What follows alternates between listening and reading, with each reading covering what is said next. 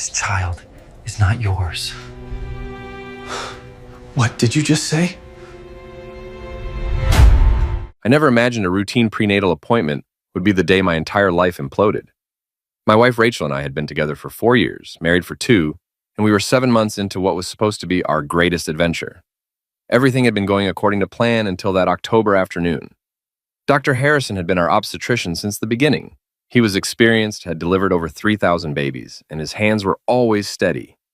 That's why I noticed immediately when something changed during the ultrasound. He was moving the transducer across Rachel's belly when he suddenly paused. It was subtle at first, maybe 3 seconds too long, but then I saw it. His hand was shaking. He took several screenshots more than usual, and his jaw clenched like he was fighting to keep words inside. When the printer started spitting out images, he turned to Rachel and told her to stay calm. Those words hit me like a punch. Doctors only tell you to stay calm when something catastrophic is about to happen. He said the baby was physically healthy, developing normally. Then he asked to speak with me privately, right now. Rachel's hand tightened in mine, her nails digging into my palm. I told her I'd be right back, but I knew nothing would ever be the same. In the hallway, Dr. Harrison used my first name for the first time in 7 months. He pulled out his phone and showed me ultrasound images he'd enhanced, zoomed in on the baby's profile.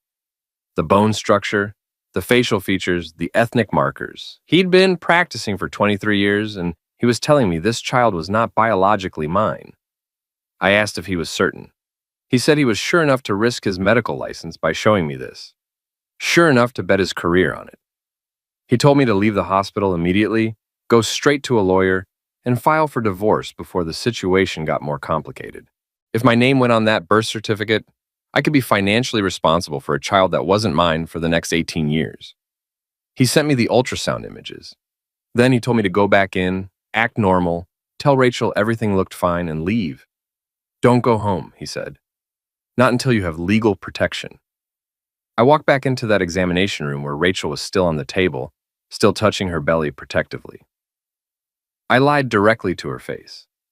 Said the doctor just had questions about delivery procedures, helped her wipe the gel off her stomach, gathered our things, walked out to the parking lot together like nothing had changed. She wanted to grab dinner at our favorite Thai place. I told her I had a work emergency, needed to go back to the office. She studied my face for a long moment, and I wondered if she could see through me. But she just said okay and drove away. I sat in my car in that parking lot and let myself feel the full weight of it. My phone buzzed with a text from Rachel saying she loved me and would see me tonight. Then Dr. Harrison sent contact information for 3 divorce attorneys. I called the first one. Jennifer Cole's office was in a glass tower downtown. She was younger than I expected, maybe 40, with an expression that said she'd heard every terrible story and still managed to function. I told her everything about Rachel and me, about the pregnancy we'd planned together, about the ultrasound that afternoon. She explained that ultrasounds weren't legally admissible as proof of paternity. I'd need actual DNA testing, which required Rachel's consent or a court order. But getting a court order required evidence of fraud. She started asking about other signs, and suddenly I was seeing the past 7 months differently. Rachel had been distant since the 2nd trimester. She was protective of her phone, took it everywhere, including the bathroom. She'd been going out more, supposedly for pregnancy yoga classes that ran 2 or 3 hours. She'd been asking for cash, saying it was for maternity clothes, even though we had joint credit cards. When I tried to touch her belly, she flinched, like she didn't want me connected to the baby. Jennifer said we needed to investigate. She worked with a private investigator who could document everything, but it would be expensive. I said I'd pay whatever it cost. She told me I had to go home and act normal. If I suddenly disappeared, Rachel would know something was wrong and would lawyer up immediately, making everything harder. She'd have divorce papers ready, but wouldn't file until we had concrete evidence. Her investigator, Derek Walsh, would start surveillance immediately. I needed to document every transaction, provide Rachel's typical schedule, and start gathering evidence from home. I drove to Derek's office in Koreatown. He was younger than I expected, maybe early 40s, with the kind of build that suggested he spent more time in the field than behind a desk. He needed details about Rachel. Her full name, her car, her phone number, her known associates. I pulled up her Instagram and started going through tagged photos. That's when I saw him. Marcus, a guy from her design collective. tall, dark-haired, Latino. In a group photo from 3 months earlier, his hand was on Rachel's shoulder. Looking at it now, I could see the way she leaned toward him, the closeness in their body language. I'd met him once at a gallery opening. He'd seemed nice, friendly, completely harmless. Derek was already researching him. Marcus Torres, commercial photographer, lived in the city. Then Derek told me to go home and search. Check her phone when she was in the shower, look through her purse, her car, her laptop. People having affairs get sloppy. If there was evidence, I needed to find it and document it without her knowing. I went home. Rachel was cooking pasta, acting completely normal. We ate dinner together and she talked about baby names. She suggested the exact names I'd been thinking of. Had she been listening to me discuss our future while planning a different one with someone else? After dinner, Rachel took a bath like she did every night. I grabbed her phone from her purse, entered her passcode, and started reading. Found a text thread with someone listed only as M. Recent messages about how he was getting suspicious, about sticking to the plan, about how they couldn't wait to stop hiding. Messages from July saying, "Can't wait until I can tell everyone you're mine."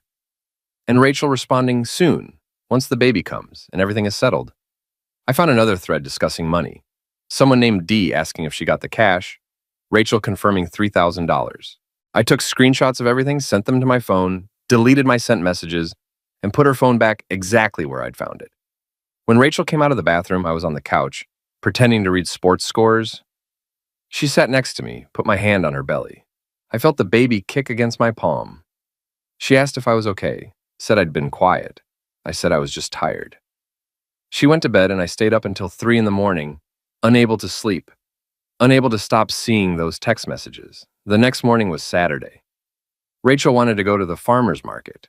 She was in a good mood, chattering about baby names and nursery colors. We bought overpriced vegetables and artisanal bread. She held my hand as we walked, her pregnant belly between us, a constant reminder of the lie. She mentioned wanting to find a new doctor, said Dr. Harrison had seemed off during our last appointment. She was sensing something, some shift she couldn't identify. I carefully suggested we stick with Dr. Harrison, but she said it was her body, her choice. She knew something was wrong. That afternoon, she said she had a client meeting in Pasadena, might run late.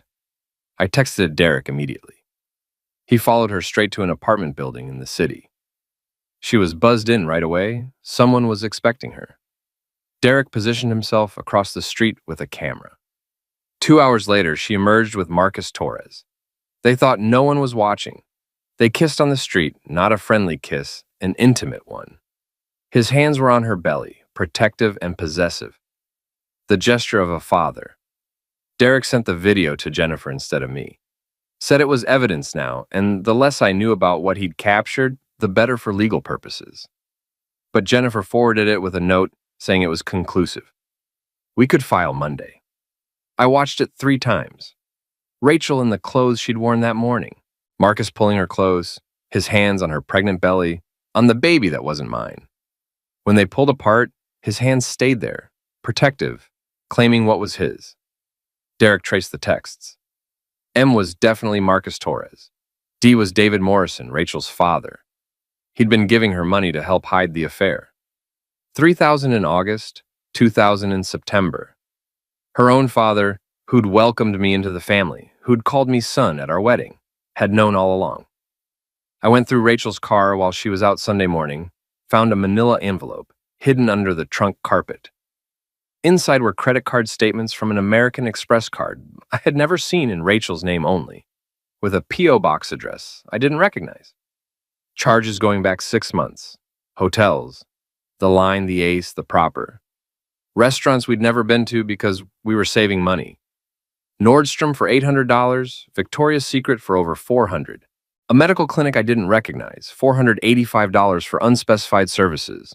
I photographed everything, put it back exactly as I'd found it. Uploaded 6 months of phone records from our wireless account. Sent it all to Derek. Jennifer called. The credit card statements were excellent evidence, establishing hidden financial activity and deceptive behavior. But we needed to identify who Rachel was seeing and establish a definitive timeline. Derek's photographs would help, but if I could get Rachel to admit something on record, it would strengthen our case.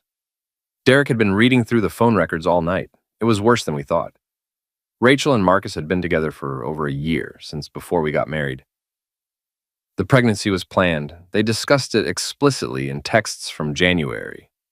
She wanted a baby, he wanted a baby, but he couldn't afford a child. His photography business was struggling, he had debt, he was barely making rent. So they came up with a plan. Rachel would stay married to me, have the baby, let me believe it was mine. Once the child was born and I was legally on the hook for child support, she'd file for divorce. I'd pay for everything while Marcus got to be the real father. Her family was helping. This was a coordinated, premeditated deception designed to extract money from me for a child that wasn't mine. Monday morning, the divorce papers were filed. A process server came to our apartment at 10:15. I was supposed to ensure Rachel received them, but I decided to deliver them myself. I needed to see her face when she realized I knew. Derek texted me at 4:30. Rachel had just arrived at Marcus's apartment. He'd met her at the door. They were inside. I drove there, parked across the street from Derek's surveillance car. He gave me a small nod. I buzzed Marcus's apartment. He answered. I said I had a delivery requiring signature. He buzzed me in. I took the stairs to the 3rd floor. I could hear voices inside, Rachel's laugh. I knocked. Marcus opened the door. He was exactly as I remembered from that gallery opening months ago. Tall, confident, comfortable. His expression shifted from confusion to recognition to fear when he saw me. Behind him, Rachel was on the couch, shoes off, completely at home. She saw me and the color drained from her face. She struggled to stand with her pregnant belly. I told them I needed to talk to them both. Marcus positioned himself between me and Rachel, protective. Told me to leave. I held out the manila envelope and said Rachel needed to be served. Divorce papers, filed that morning. She had 30 days to respond.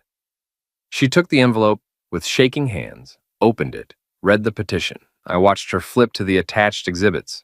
The credit card statements, the phone records, the surveillance photographs. She saw exactly what I knew, exactly what I had. I told her I knew everything. About the affair, about the baby not being mine, about the plan to get pregnant deliberately while married to me. About her father giving her money, about the entire conspiracy. I had phone records, text messages, photographs, surveillance footage. I had everything. She started to say she could explain. I cut her off. I wasn't interested in rationalizations. I was interested in protecting myself legally, which I was doing. Marcus said I was maltreating his pregnant girlfriend. I laughed, actually laughed. I congratulated him on the baby, said I hoped he was prepared for what came next. He asked what I meant. I pulled out screenshots of their text messages and read them out loud. The ones about not hiding anymore, about being together soon. Rachel was crying. She said she never meant to hurt me. I told her she'd calculated exactly how much hurt would benefit her most. She'd planned and executed this deception flawlessly, almost flawlessly. Her mistake was going to the wrong doctor. Harrison knew what to look for. He saw the facial structure, the genetic markers. He knew the baby wasn't mine before I did. Marcus sat next to Rachel, his arm around her shoulders. I asked how long she'd been sleeping with him. She didn't answer. I told her I already knew. 13 months, since August of the previous year, 4 months before we got married. She'd been sleeping with him while we were planning our wedding, while we were writing vows. She whispered that it wasn't like that. I asked her to enlighten me. Marcus stood up and told me to leave. I said I would, but first I wanted to make something clear. They weren't getting a penny from me. Not for child support, not for medical expenses, not for anything. I would fight them in court with every resource I had. And I would win because I had evidence the child was conceived through deliberate fraud. Marcus said they didn't need my money. I said good, because they weren't getting it. I looked at Rachel one last time. Told her I would have been a good father to that child if she'd just been honest. But she chose deception, and now she'd live with the consequences. I mentioned that her father's cash payments would look really bad in court. Conspiracy to commit fraud was a serious charge. She might want to get ahead of that. I left them there, with the divorce papers scattered on the coffee table. Outside, Derek was leaning against his car. He asked how it went. I said about as well as expected. He asked if I'd recorded it. I showed him the device he'd given me. He said Jennifer would want to hear it. He told me to go home and get rest. Tomorrow we'd start preparing for Rachel's response, but I couldn't go home. Home was contaminated by betrayal. I drove to the beach instead, to the spot where I'd proposed 2 years earlier. Sat on the sand and watched the sunset Rachel loved so much.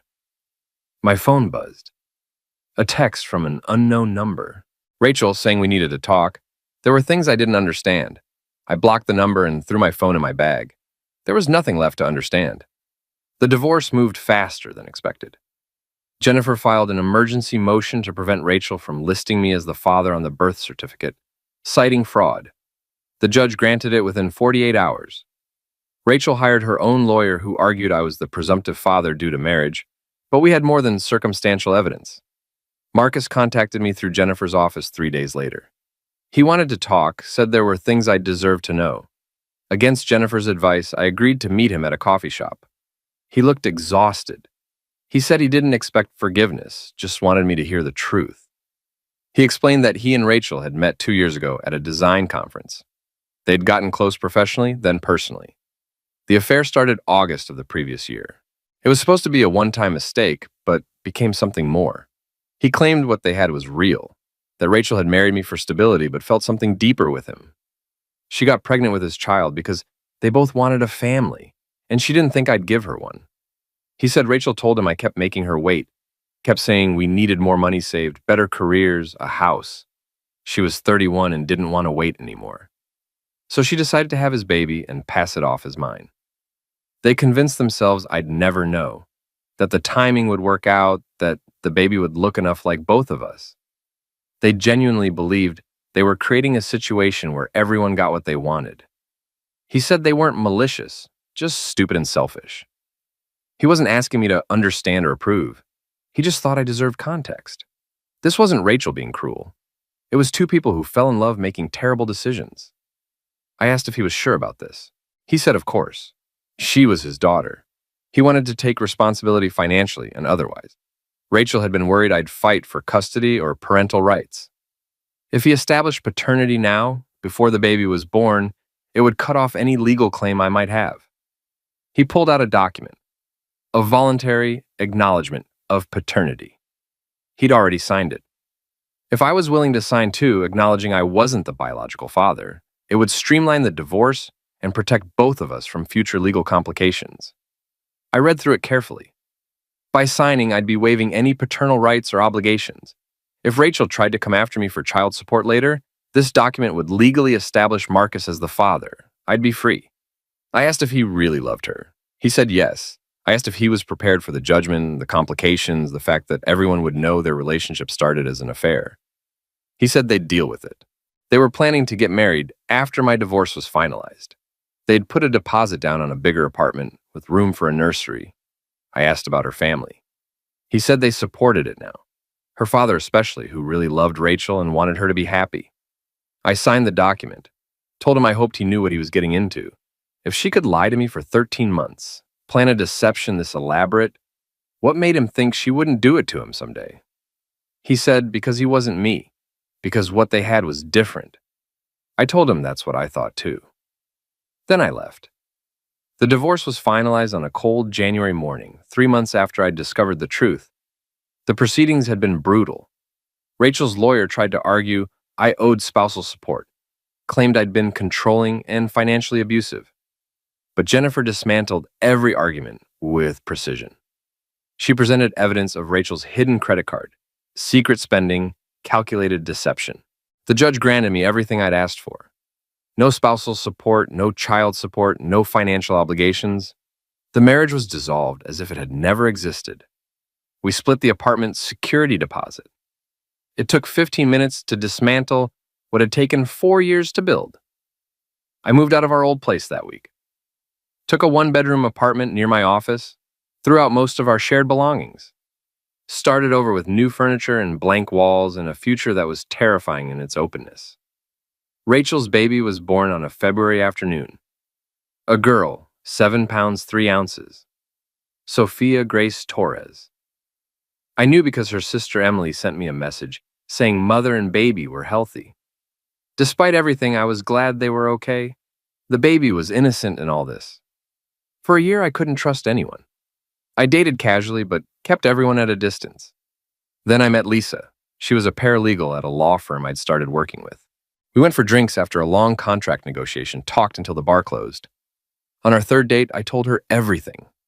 About Rachel, about the ultrasound, about the investigation and divorce. I laid it all out, every ugly detail, waiting for her to leave. Instead, she said it was really messed up, and I'd handled it better than most people would. She said she'd never lie to me, never pretend to be someone she wasn't. If we were going to try this, we'd do it honestly. Deal? We moved in together 8 months later. Got engaged a year after that. Married in a small ceremony at her parents' house in Oregon with just immediate family and close friends. No elaborate wedding, no grand gestures. Just a commitment between two people who'd both been hurt before and were choosing to try again. Rachel sent a card. I don't know how she got our address. Inside was a handwritten note apologizing for everything, saying she hoped I'd found happiness. Lisa found me reading it. She asked what I wanted to do with it. I handed it to her. She held it over the fireplace where we had a fire going and looked at me for confirmation. I nodded. We watched it burn together. That was 3 years ago. Lisa and I now have a son, actually mine, DNA confirmed. Not because I didn't trust her, but because some wounds leave marks. His name is the one I'd once imagined giving to a child that wasn't mine. He's 16 months old, has my eyes and Lisa's smile, and he's perfect. Sometimes I think about Rachel, about Sophia, who must be 4 now, about Marcus and whether they're still together, whether their love survived the transition from secret affair to public relationship, whether Rachel ever regrets her choices. Mostly, though, I don't think about them at all. Because here's what I learned from that ultrasound. From Dr. Harrison showing me the truth when everything changed. Betrayal is a door that only opens one way. Once you walk through it, once you see what's on the other side, you can never go back to not knowing. But there's freedom in that loss. Freedom from living a lie, freedom to build something real with someone who values honesty. If you've ever discovered your life was a lie, if someone you loved betrayed you so completely that you couldn't recognize your reality anymore, you know that initial devastation, that sense of the ground disappearing, but you probably also know what comes after. The slow rebuilding, the decision to trust again, the choice to believe that not everyone is like the person who hurt you. I chose to believe. I chose Lisa. I chose this life that started with an ultrasound and a doctor's trembling hands and a truth I didn't want to accept. 5 years after the divorce, I found myself back at the same medical center. Lisa was pregnant with our second child, a girl. We were hoping, though we'd be happy either way. She'd insisted on using the same practice because their reviews were excellent. I was nervous about going back, about walking through those same doors. Lisa understood why I was tense, but gently suggested maybe it was time to reclaim the space, to overwrite the bad memory with a good one. We were in the waiting room when I heard a familiar voice. Dr. Harrison, standing in the hallway, older now with more gray hair, but still with that careful, kind expression. He recognized me immediately. I introduced him to Lisa and our son. He asked to speak with me privately, led me to the same consultation room where 5 years earlier he'd shown me images that destroyed my marriage. He said he'd thought about me often, wondered if he'd done the right thing showing me those ultrasounds, advising me to leave. It had violated protocol, possibly ethics. He could have lost his license. I told him he'd saved my life. If he hadn't told me, I would have signed that birth certificate, been legally responsible for a child that wasn't mine, spent years living a lie. He didn't violate anything. He gave me the truth. He said some colleagues disagreed with his choice, said he should have stayed in his lane. But he kept thinking if it was his son, would he want someone to tell him? The answer was always yes. Lisa's appointment went perfectly. The baby was healthy, measuring right on schedule, heartbeat strong. The ultrasound technician was cheerful, made jokes, pointed out tiny fingers and the baby's profile. I watched the screen with complete certainty this time. No doubt, no fear. Just joy and the secure knowledge that I was exactly where I was supposed to be. Afterward, walking to the car with my son, holding my hand, Lisa asked if I was okay being back there. I told her I was more than okay. I was grateful. For Dr. Harrison's courage, for the fact that the truth came out when it did, and grateful for her for believing I was worth taking a chance on despite the baggage. She said that baggage was part of what made me who I was. I was careful because I learned to be. I was honest because I learned what dishonesty costs. I was present because I learned what it feels like when someone isn't. 8 years after the divorce, a letter arrived, forwarded through Jennifer's office. From Rachel. I almost threw it away without reading it. Lisa found me staring at the envelope. She said maybe it mattered what Rachel had to say, maybe it didn't. But I wouldn't know unless I read it. Rachel's letter was 3 pages, handwritten. She said she didn't know if I'd read it, but needed to say things anyway. Not to change anything, but because she finally understood what she owed me. The truth. She explained she'd been terrified. Terrified of being ordinary, of settling, of the safe, practical, predictable life we were building. I was stable and kind, exactly what she thought she wanted when we married. But somewhere in the first year, she started feeling like she was disappearing, becoming smaller, quieter, less herself. Then she met Marcus. With him, she felt alive in a way she hadn't in years. The affair became an escape.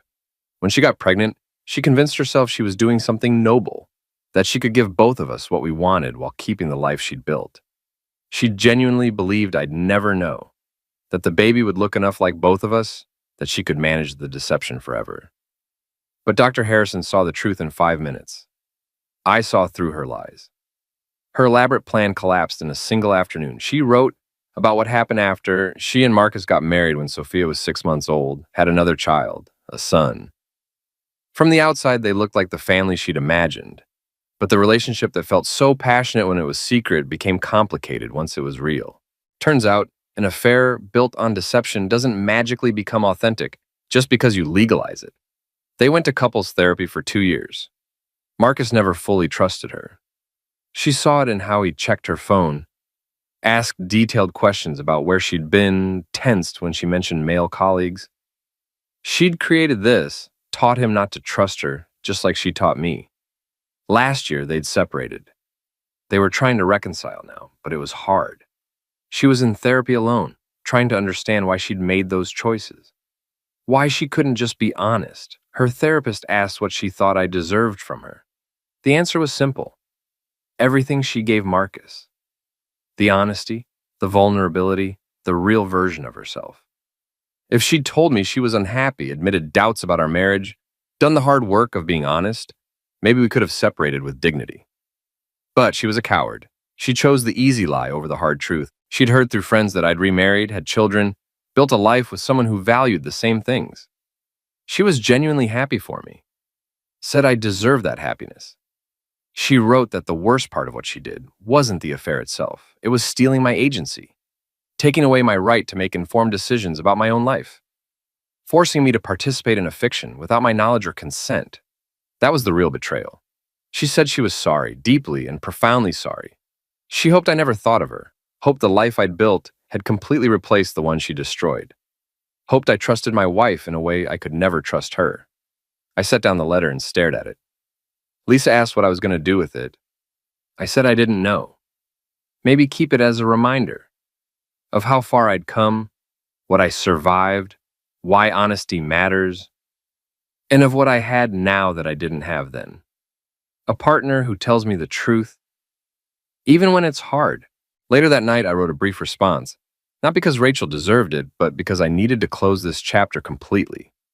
I said I appreciated her explanation, but didn't need her apology. What happened was devastating, but led me to a life I wouldn't trade. I hoped she found peace, hoped her children were happy. But I needed her to understand something. The version of me she knew didn't exist anymore. I'd moved on completely. I needed her to do the same. Don't write again, I said.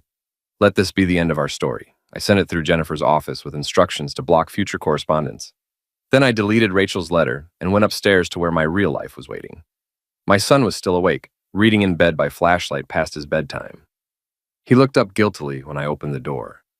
I told him 5 more minutes, then lights out. He went back to his book. I watched him for a moment, this perfect human who existed because I'd been brave enough to leave a lie and build something true. Lisa appeared in the doorway, her pregnant belly prominent. Our daughter would be here in 3 months. We'd already chosen her name. Another person who would grow up knowing she was wanted, chosen, loved without deception. Lisa asked if I was okay. I said I was perfect, and I meant it. Because here's the final truth I learned from that ultrasound. from Dr. Harrison's trembling hands, from the whole terrible, necessary experience of my first marriage ending. Sometimes the worst thing that happens to you is also the best thing. Sometimes betrayal is actually liberation. Sometimes you have to lose everything you thought you wanted to discover what you actually needed. I didn't need Rachel's explanations or apologies. I just needed to accept that it happened, learn from it, and move forward into the life that was waiting for me all along. The life I had now, built from the ashes of the old one. The life that started the moment I walked out of that medical center and decided not to go home. Not to the apartment, not to the marriage, not to the comfortable lie I'd been living. If you've ever stood at the crossroads between the life you have and the life you deserve, you know how terrifying that moment is. How easy it would be to turn around, pretend you never saw the truth. Convince yourself that comfortable deception is better than uncomfortable honesty. But I'm here to tell you it's not. The truth will hurt. It will devastate you. It will rip apart everything you thought you knew. And then, if you're brave enough, patient enough, willing to do the hard work of rebuilding, it will set you free. I tucked my son in, turned off his light, walked to the nursery where our daughter's crib was waiting. Lisa was in our bedroom, settling in with the ease of someone who belonged there, who would always belong there, who had never been anything but honest about who she was. I climbed into bed next to her, felt her familiar warmth. She asked if I was really okay about the letter. I said I really was. It was just noise from a past life. It couldn't touch this, couldn't touch what we'd built. She placed my hand on her belly where our daughter was growing. No, it couldn't, because this life was built on a foundation Rachel had never given me. Truth. The truth Dr. Harrison had the courage to share. The truth I'd had the courage to pursue. The truth Emma and I had the courage to build on. That night I slept deeply without dreams of ultrasounds or text messages or lives that never existed. I slept like a man who'd been through hell and found his way out. Like a man who'd lost everything and discovered it was never really his to begin with. In the morning, I woke to my son's laughter and Lisa's humming and the promise of another ordinary, extraordinary day. I thought about that moment 8 years ago. Dr. Harrison's trembling hands, the ultrasound screen, the truth that changed everything. And I thought, thank you. Thank you for telling me. Thank you for saving me. Thank you for the life I have now. The life I earned by choosing truth over comfort, clarity over deception. Sometimes the worst day of your life is actually the first day of your real life beginning. Mine began in an examination room with a doctor whispering to leave and file for divorce. I left. I never went home again. And I've never been more grateful for anything in my life.